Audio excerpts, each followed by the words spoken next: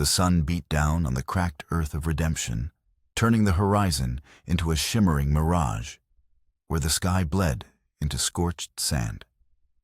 Dust, fine as powdered bone, coated everything: the clappered buildings, the weary faces of its people, and the soul of Caleb Roar. He stood across the street from the redemption bank, a length of oak balanced on his shoulder, his mind a quiet ledger of nails and measurements. Then the world shattered.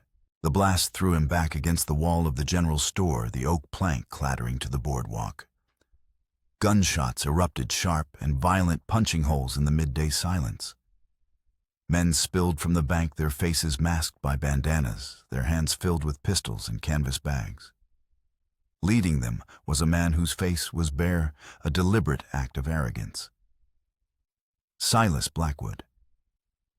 He moved with a chilling grace, his tailored coat unblemished by the chaos he commanded. Sheriff Miller, a man whose years had outpaced his speed, emerged from his office, his Colt already in hand. "Blackwood, this town is under the law," he yelled, his voice more gravel than thunder. Blackwood offered a thin, predatory smile.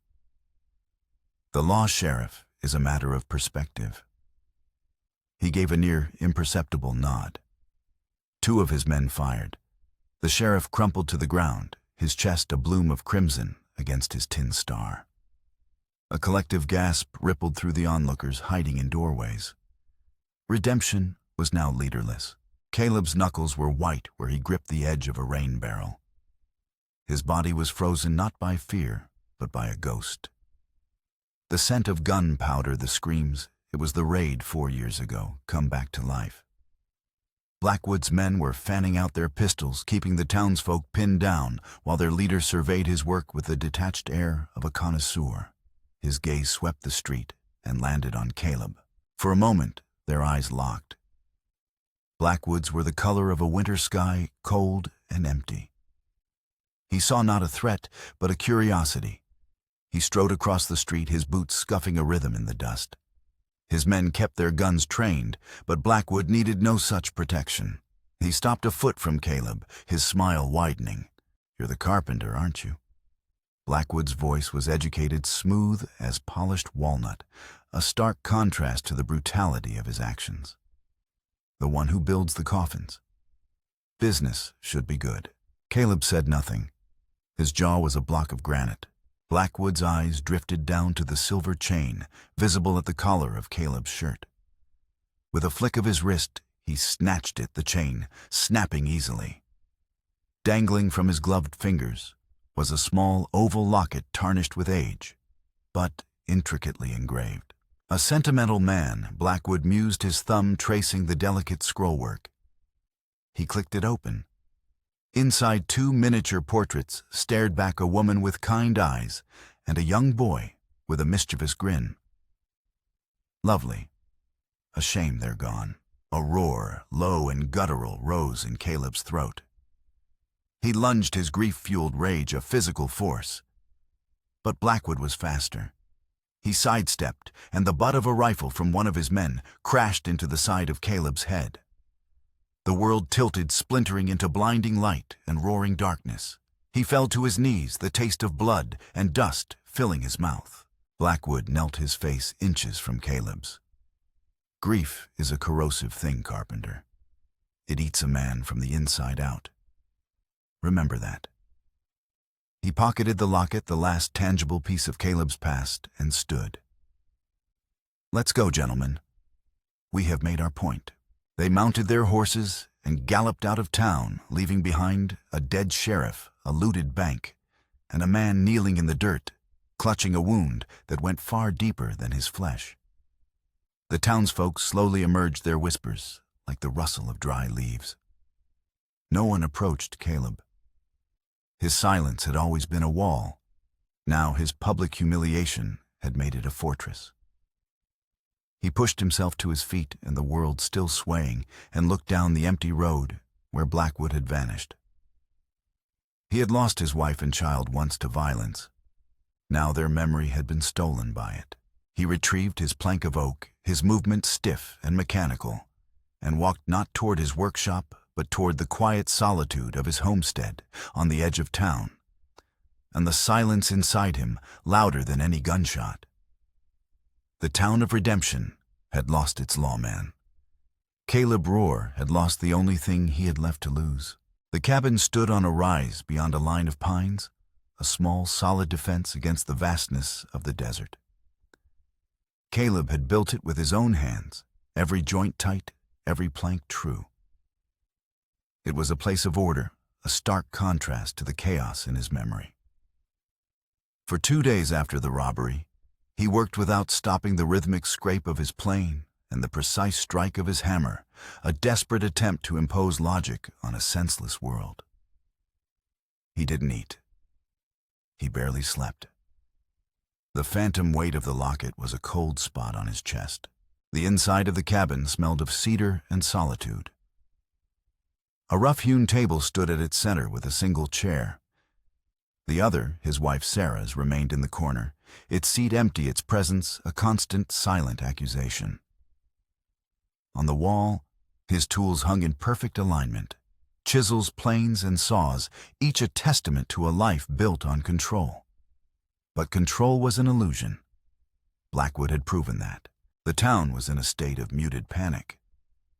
Young Deputy Miller, barely old enough to grow a proper mustache, was overwhelmed, his authority as thin as his experience. People whispered Blackwood's name with a mixture of fear and awe.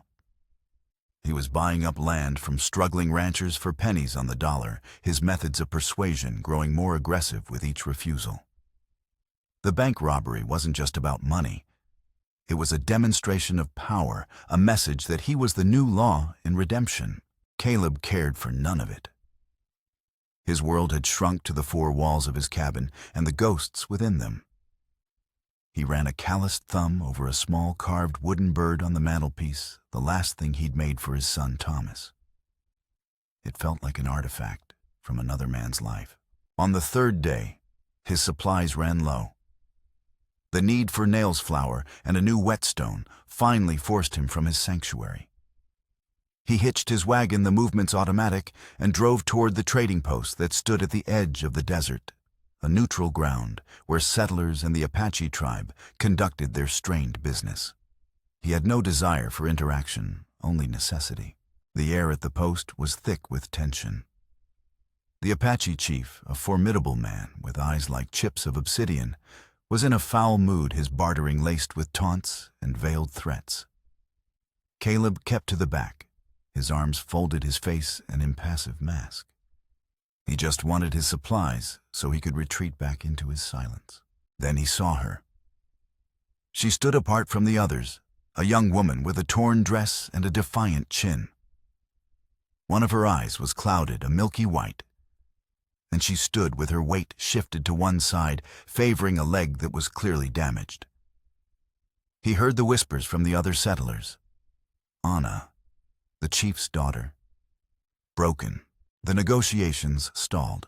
In a sudden act of cruel theater, the chief shoved her forward, sending her stumbling into the dusty clearing between the 2 groups. This one, the chief boomed, his voice dripping with derision, is blind and lame. Worthless to us. His gaze swept the crowd of settlers and landed on Caleb. Perhaps the carpenter will take her. He has no woman. 2 broken things together. A wave of cruel, nervous laughter rippled through the settlers. The words were a brand searing into the thick air. Anna flinched, a barely perceptible tightening of her shoulders, but her face remained a blank canvas of stoicism. She hated the pity, the scorn, the way she was used as a pawn in her father's games of dominance. Caleb's gaze locked on her. He saw the frayed hem of her dress, the proud set of her jaw, the tremor in her hands she tried so hard to conceal. And in her, he saw a reflection of his own shattered world. He saw a soul that had been publicly discarded. An anger cold and heavy settled in his gut. It was the same helplessness he'd felt when Blackwood had held his locket. The chief expected him to laugh or refuse to complete the joke. The silence stretched. Caleb unfolded his arms. His voice, when it came, was low and flat, devoid of emotion, but carrying the weight of an anvil. I'll take her. The laughter died instantly.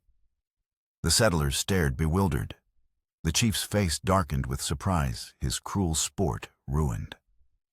Anna's head snapped up, her good eye wide with a mixture of shock and fear.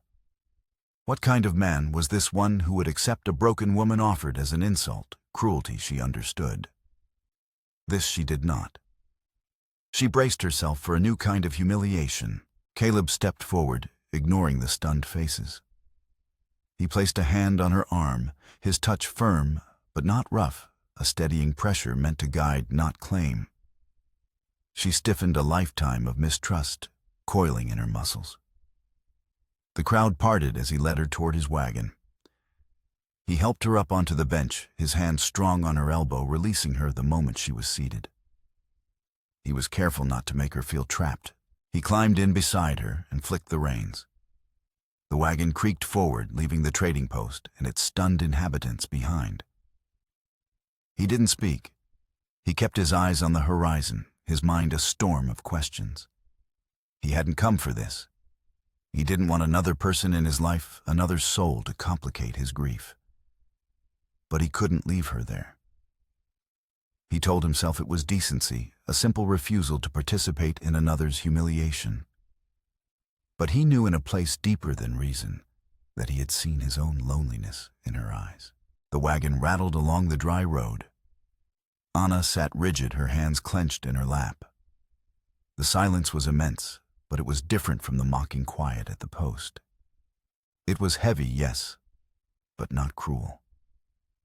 For the first time that day, a single fragile thread of relief wove through her fear. The desert stretched before them, a vast, unforgiving canvas. Two strangers, bound by an act of unexpected defiance, rode toward a future neither had chosen. As the wagon rolled on, the sun dipped below the horizon, painting the sky in bruised shades of orange and purple. Anna broke the silence, her voice a low, hesitant murmur. "Where are we going?" "My place." Caleb answered, not turning his head. "You'll be safe there." "Safe." The word felt foreign on her tongue. She studied his profile in the fading light, the hard line of his jaw, the deep-set eyes focused on the path ahead. His silence was not the menacing quiet of her father, nor the leering silence of other men.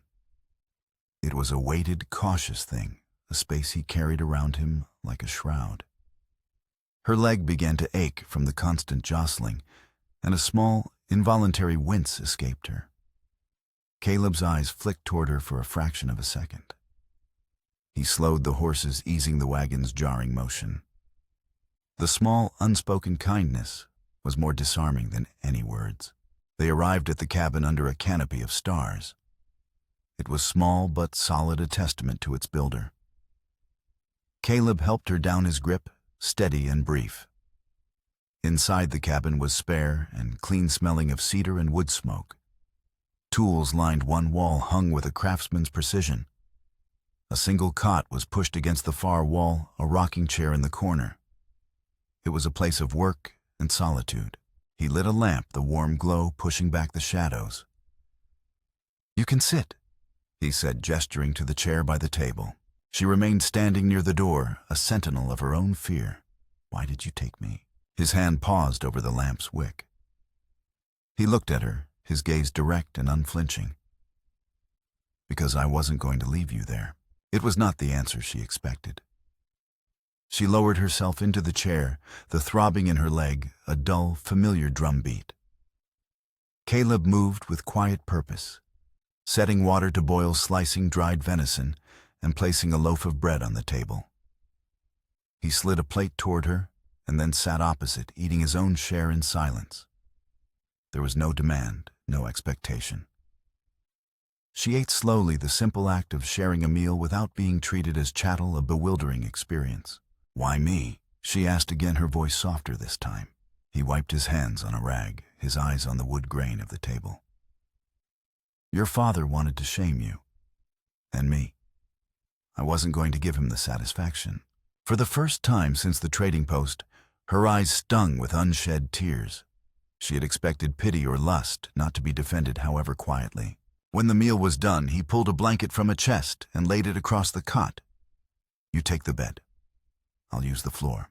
This final simple act of dignity unsettled her more than anything else. Men did not offer her comfort.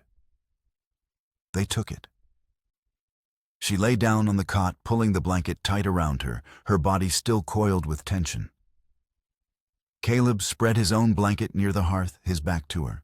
The cabin grew quiet, filled only with the crackle of the fire and the sound of two people breathing in the dark. The next morning, she awoke to the smell of coffee. Caleb was already dressed, a saw resting on his shoulder. Coffee on the stove, bread on the table, he said, his voice gravelly. "I'll be in the shed." He left, closing the door softly behind him. She rose, and through the small window watched him work. He moved with a focused grace, the plane gliding over a plank of wood, curls of cedar piling at his feet.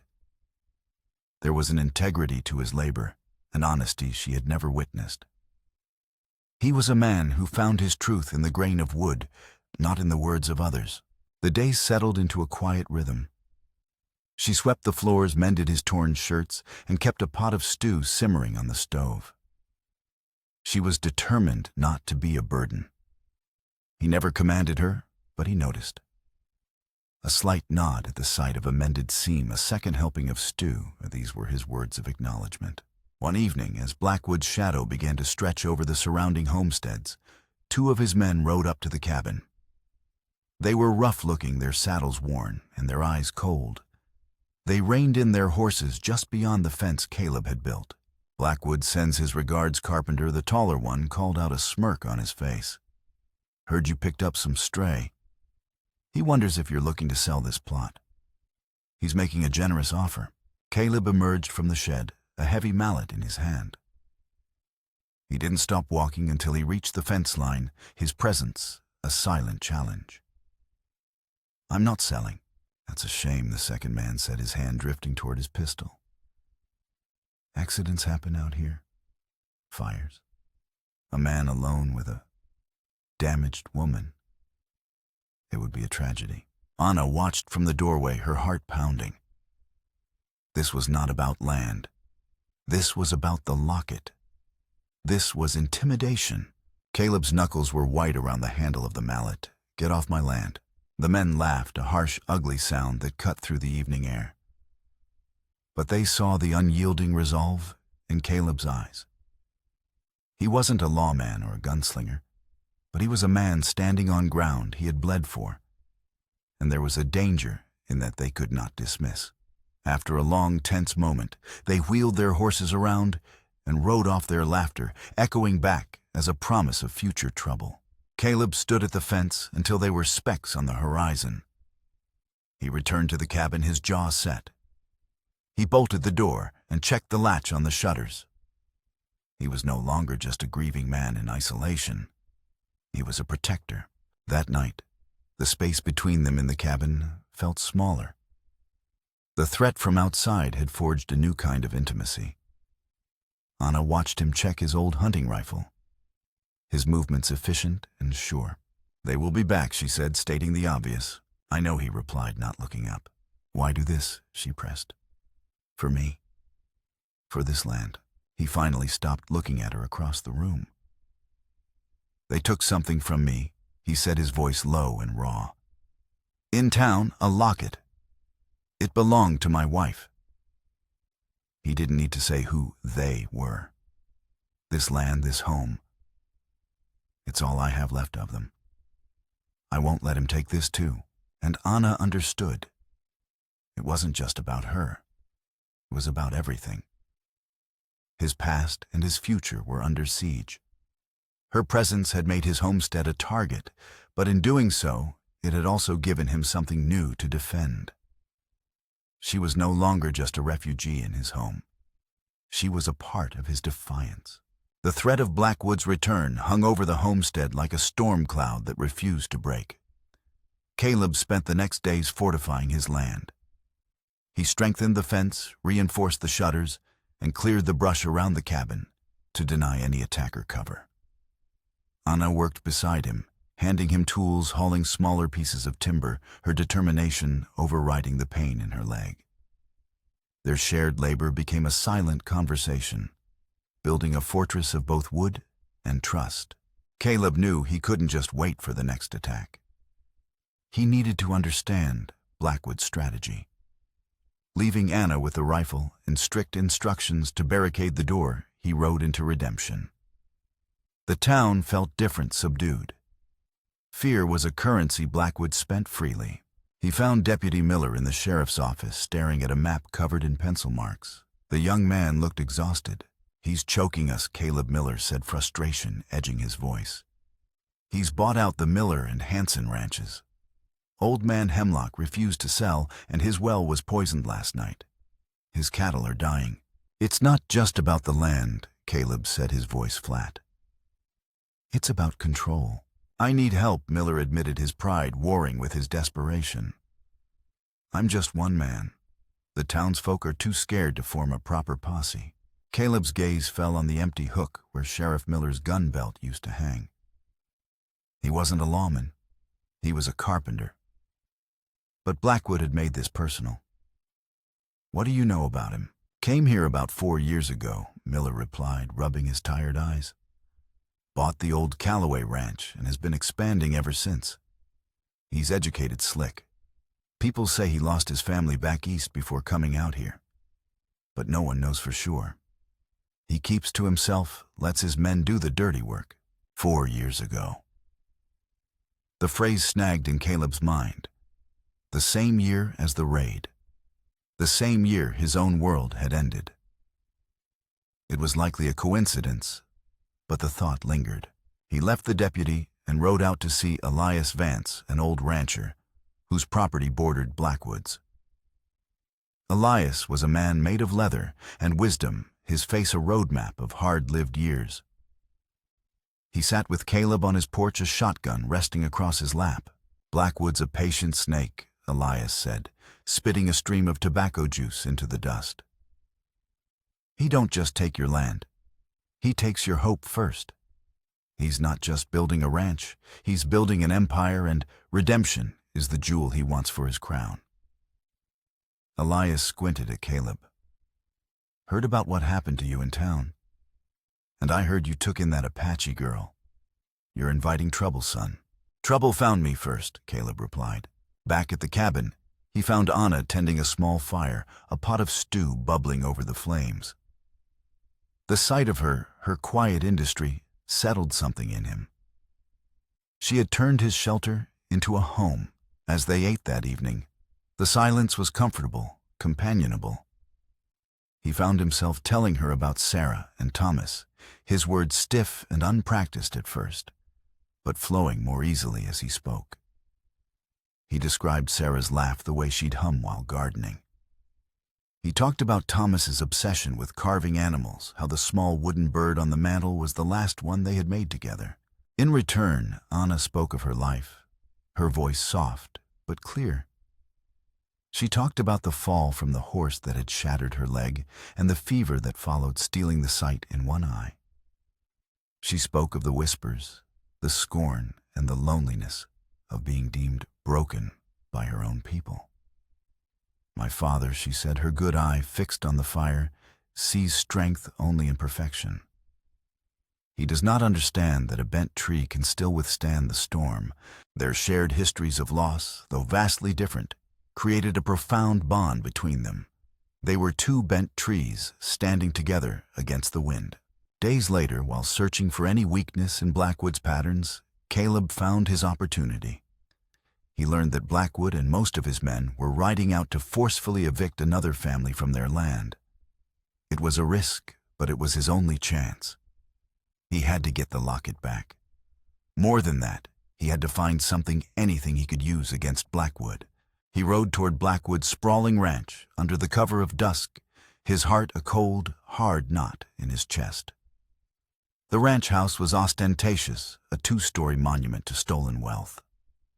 He tethered his horse in a cluster of cottonwoods and crept toward the house, moving with a predator's stealth he hadn't used since his days as an army scout. He found a window unlocked in what appeared to be Blackwood's study. The room was immaculate, filled with leather-bound books, ornate furniture, and maps of the territory, with plotted lines marking his acquisitions.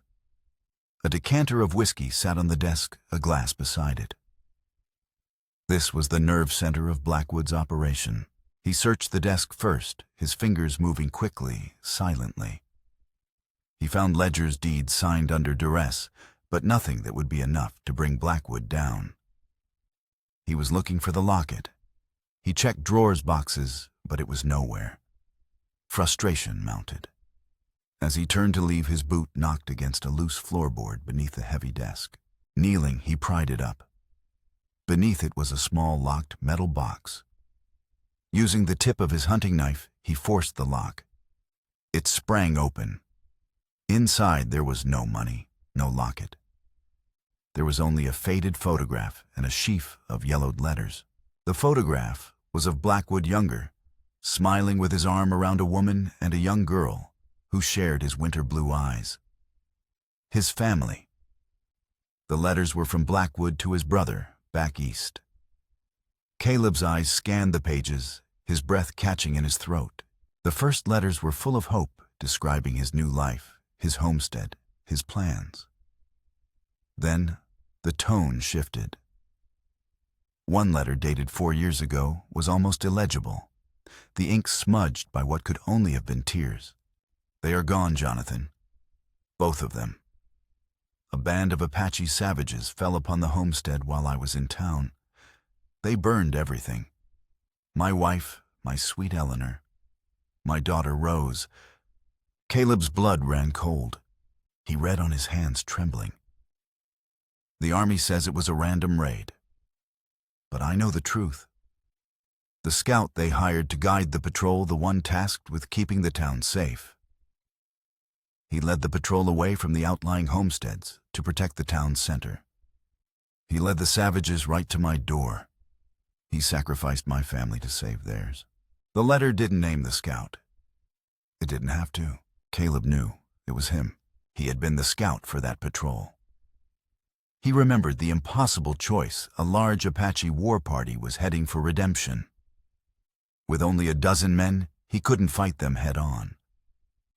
He had made a calculated decision to lead his patrol in a wide arc, creating a visible presence that would draw the main body of the war party away from the heavily populated town center.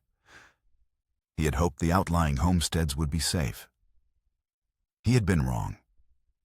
The raid that had claimed his own family had been a splinter group striking his home while he was leading the larger force away. And now he knew. Another family had been lost that day because of his choice. Blackwood's family. This wasn't about land or greed. This was revenge. A cold, methodical 4-year vendetta. Blackwood was systematically destroying the town Caleb had tried to protect, and he had targeted Caleb personally, taking his locket, threatening his home, all as retribution. The villain was not a simple land baron. He was a man hollowed out by the same grief that haunted Caleb, but his grief had curdled into a monstrous, patient hatred. Caleb sank back on his heels, the letter shaking in his hand. He was not fighting a monster. He was fighting a mirror. Caleb rode back to his cabin in a daze, the revelation churning in his gut. The moon hung in the sky like a sliver of bone, offering no comfort. The world had been simple an hour ago, him against Blackwood, good against evil. Now it was a tangled mess of shared tragedy and twisted justice. He saw the lamp burning in the cabin window, a small, defiant light in the darkness. Anna. She was waiting for him. The thought brought a sharp, protective pang to his chest. He entered the cabin to find her sitting in the chair he'd built for her, the rifle across her lap. She looked up, her expression, a mixture of relief and concern. She saw the look on his face immediately. "What is it?" she asked, her voice low. "Did you find it?" He shook his head, sliding the metal box onto the table. "I found something else." He explained what he had discovered in Blackwood's study, the photograph, the letters, the horrifying connection that bound them all to that single bloody day 4 years ago. Anna listened in silence, her good eye wide, her face pale in the lamplight. When he finished, the only sound was the crackling of the fire. "He believes you are responsible for the death of his family," she said, her voice barely a whisper. "And the raid that took your wife and son?" It was the same day. It wasn't a coincidence, Caleb said, his voice heavy. "He's been watching me, studying me. This is all for me. The town, the land. It's all just part of his revenge." He finally understood the cold, appraising look Blackwood had given him during the robbery, the cruel remark about his family. Blackwood was making him watch as he systematically dismantled the world Caleb had paid such a high price to protect. The moral complexity of it all weighed on him. How could he fight a man whose rage was forged in the same fire that had consumed his own happiness? Before they could speak further, the sharp, frantic whinny of Caleb's horse cut through the night. They both froze. A heavy thud sounded against the cabin door, followed by the splintering of wood as a heavy boot kicked it in. Two of Blackwood's men burst into the room, their pistols drawn. One was the tall, smirking man from before. The other was a broad-shouldered man with a brutal face and a distinctive jagged scar that ran from his left eyebrow to his jawline. Anna gasped a choked, terrified sound. Her eyes were fixed on the scarred man, a look of dawning horror on her face. She shrank back, her knuckles white on the stock of the rifle. "Blackwood was wondering where you'd gone, Carpenter," the tall man sneered. "Looks like you were busy robbing him. He wants his property back. And he wants the girl too, as collateral." Caleb moved, placing himself between them and Anna. "You're not taking her." The scarred man laughed a low, guttural sound. "You're in no position to argue." The next few seconds were a blur of motion. Caleb lunged for the fireplace poker, swinging it in a wide arc. The tall man dodged back, firing a shot that ripped through the table. The scarred man moved with surprising speed, grabbing Anna and yanking her from the chair. She cried out as he twisted her arm behind her back, pressing the muzzle of his pistol to her temple. "Drop it, Carpenter," he snarled, "or she dies right here." Caleb froze, the poker held aloft. His eyes met Anna's. He saw not just fear, but something else. A flicker of recognition, a terrible certainty that went beyond their immediate danger. "Let her go," Caleb said, his voice dangerously low. "Not a chance," the tall man said, retrieving the metal box from the table. "Blackwood's going to be very interested to know you've been reading his mail. He wants to see you, Caleb. At his ranch. Dawn. Come alone. If you don't, or if you bring the law, the girl pays the price." They dragged a struggling Anna out of the cabin and into the night. Caleb stood paralyzed, the poker still in his hand, and the scent of gunpowder and fear thick in the air. They had taken her. Blackwood had escalated the game, moving from psychological torment to a direct physical threat against the one person who had managed to breach the walls of his grief. He was no longer fighting for the memory of his past. He was fighting for the possibility of a future. As the sound of hoofbeats faded into the distance, Caleb's face hardened into a mask of cold resolve. The moral ambiguity was gone, burned away by the white-hot certainty of what he had to do. He would go to the ranch, he would face Blackwood, and he would get Anna back or die trying. The sky began to bleed with the first gray light of dawn as Caleb approached Blackwood's ranch. A storm was brewing on the horizon, the air thick and heavy, charged with an electricity that mirrored the tempest in his soul.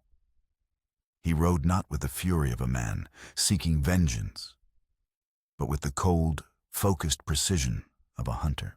Blackwood's ranch was a fortress. Men were positioned on the roof of the main house and in the hayloft of the barn, their rifles glinting in the dim light. They were expecting him. He dismounted at the main gate, his hands raised to show he was unarmed, and walked the long, exposed path to the house. Blackwood stood on the porch, a portrait of calm authority. He was holding the silver locket, turning it over and over in his fingers. "You came," he said, his voice carrying easily in the pre-dawn stillness. "I admit I wasn't certain you had it in you. Where is she? Caleb's voice was a low growl. She's safe. For now, Blackwood replied, his eyes glinting. First, we have a matter to discuss. The matter of a debt. The debt you owe me for my wife and daughter. What happened that day was a tragedy. Caleb set his voice tight. I made a choice to save the town. I never wanted anyone to be hurt. A choice. Blackwood's voice cracked, his carefully constructed composure finally breaking. You chose to sacrifice my family on the altar of your duty. You led them right to my door and left them to die while you played hero. He descended the steps, his face a mask of anguish and rage. I have spent 4 years planning this, watching you in your solitary grief, building your pathetic little coffins. I took the bank's money to cripple the town you saved. I'm taking the land to erase its very existence. And I took your locket so you would feel a fraction of the loss that I feel every single day. As he spoke, the first drops of rain began to fall fat and heavy, spattering in the dust. The wind picked up, whipping through the yard. Now Blackwood continued, his voice rising over the wind. You will pay the final price. He nodded toward the barn. The large doors creaked open, and Caleb saw Anna inside, tied to a support beam. The scarred man stood beside her, a lit torch in his hand. The barn is filled with dry hay and kerosene. Blackwood said, his voice eerily calm. You have a choice, Scout. You can die here at my hand, or you can watch her burn just as I was forced to imagine my own family burning. Suddenly, a massive clap of thunder shook the earth and the heavens opened up. Rain lashed down in blinding sheets, turning the yard into a quagmire of mud. Lightning split the sky, illuminating the scene in a series of stark, terrifying flashes. In that instant, everything happened at once. The scarred man, unnerved by the storm, made his move. He tossed the torch onto a pile of hay. Flames erupted with a roar, spreading with terrifying speed. Caleb charged. He tackled Blackwood, and the two men crashed to the muddy ground, trading blows with a savage desperation fueled by years of grief and hatred. Blackwood was strong, but Caleb's rage was a fire of its own. He drove his fist into Blackwood's jaw, stunning him for a moment. He scrambled to his feet and ran toward the barn, and the mud sucking at his boots. Inside, the heat was intense. Smoke filled the air, choking him. Anna was coughing, her eyes wide with terror as the flames licked closer. As he worked frantically at her ropes, another flash of lightning lit up the barn. In that brief, brilliant light, Anna's eyes fixed on the scarred man, who was now trying to flee the inferno. It was him, she screamed over the roar of the fire. Caleb, it was him. What are you talking about? Caleb yelled, finally tearing the last rope free. The raid. The day your family was killed. She cried, grabbing his arm, her voice filled with a horrifying certainty. It wasn't my people. It was outlaws, white men disguised as Apache. I saw them. I was a child hiding in the rocks. I remember him, that scar. He was one of them. The world stopped. The roar of the fire, the sheeting rain, the shouts of the men outside it, all faded away. The raid. It wasn't the Apache. It was a lie. Just then, Blackwood staggered into the barn, his face bloody, a pistol in his hand. He saw Caleb and Anna, and his face twisted with fury. You will not escape me. At the same moment, the scarred henchman, realizing he'd been recognized, pulled his own gun. But he didn't aim at Caleb. He aimed at Blackwood. She's right, boss. It was us. The railroad paid us well to destabilize the region, drive folks out. Your homestead? It was just business. Blackwood stared at him, his face a canvas of disbelief and dawning horror.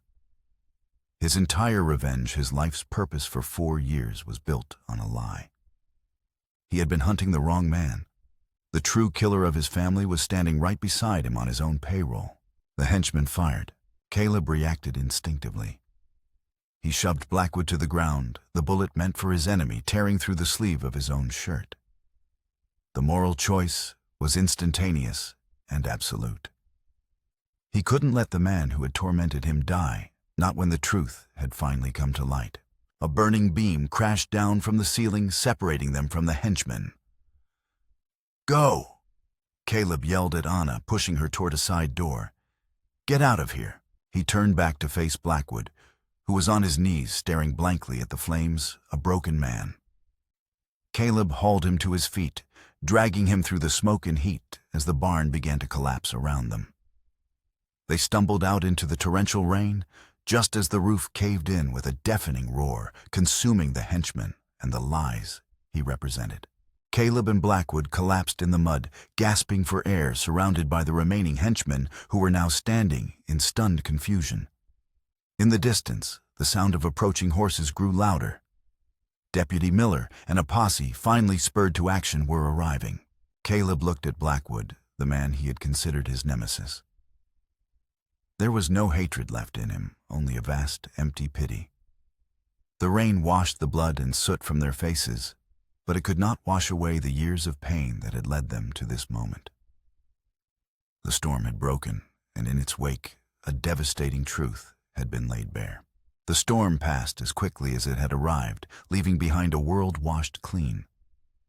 The rising sun broke through the clouds, casting long shadows across the muddy yard of Blackwood's ranch. The smoldering ruins of the barn hissed in the damp air, a funeral pyre for a 4-year-old lie. Deputy Miller and his posse took control of the scene, rounding up Blackwood's remaining men, their fight extinguished with the revelation of the truth. Silas Blackwood sat on the porch steps, drenched and shivering not from the cold, but from the shock of his life's purpose being revealed as a hollow charade. He stared into the distance, a man utterly undone. He offered no resistance when Miller placed him in custody. The fight had gone out of him, replaced by a devastating emptiness. Anna stood wrapped in a blanket someone had given her, her gaze fixed on Caleb. He was bruised, covered in mud and soot, his shirt torn, but he stood tall. He walked over to where Miller was holding the silver locket which had fallen from Blackwood's pocket during the fight. Miller handed it to him. Caleb's fingers closed around the familiar cool metal. He clicked it open. The portraits of Sarah and Thomas stared back at him unharmed. For a long moment, he simply looked at their faces, the faces that had fueled his grief and then his resolve. He closed it with a soft snap and tucked it safely into his pocket. He walked over to Anna, his eyes searching her face. "Are you all right?" She nodded, her good eye shimmering with unshed tears. She reached out and touched the torn sleeve of his shirt where the bullet had passed. "He shot at you." "He missed," Caleb said simply. Their hands found each other, his rough and calloused, hers small and steady. They stood there for a long time, watching as the law began to impose order on the chaos. The town of Redemption had been liberated from Blackwood's tyranny, but the victory felt solemn, weighted by the cost of the truth. In the weeks that followed, Redemption began to heal. With Blackwood's ledgers as evidence, the land grabs were reversed, and the families he had terrorized began to reclaim their lives. Blackwood, humbled and broken, confessed everything, his testimony, ensuring the railroad company's role in the massacre would be brought to light. Caleb and Anna returned to the small cabin on the rise. It was no longer just a shelter, but a sanctuary they had defended together. The silence within its walls was different now, filled not with grief or uncertainty, but with a quiet, profound peace. One bright, clear morning, Caleb took Anna's hand and led her up the ridge behind the cabin. 2 simple wooden markers stood there, weathered by the years. The graves of Sarah and Thomas. He had never brought anyone here before. He stood before the graves, Anna's presence, a warm, solid anchor beside him. He pulled the locket from his pocket and held it in his palm. "Sarah," he said, his voice thick with emotion, "I never stopped loving you. Or you, Thomas. This..." He held up the locket. "I thought keeping this was how I kept you with me. But I was wrong. I was just holding on to the pain." He looked at Anna, his eyes conveying everything his words could not. She squeezed his hand, her support unwavering. He knelt down and, using his hands, dug a small hole in the earth between the two graves. He looked at the portraits one last time, a silent farewell, and then placed the locket inside. He covered it with dirt, his actions deliberate and final. He was not burying their memory. He was letting go of the grief that had imprisoned him. He was choosing to live again. He then took out a new grave marker he had carved from cedar.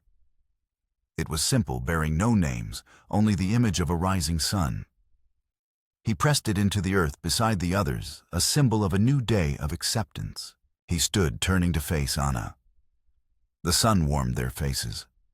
The desert stretched out before them, vast and beautiful, no longer a symbol of loss, but of possibility. He reached out and gently brushed a strand of hair from her face, his fingers lingering on her cheek. "They called you broken," he said softly. "But you were the one who made me whole." Her lips parted in a small, radiant smile. Their hands intertwined, a perfect fit.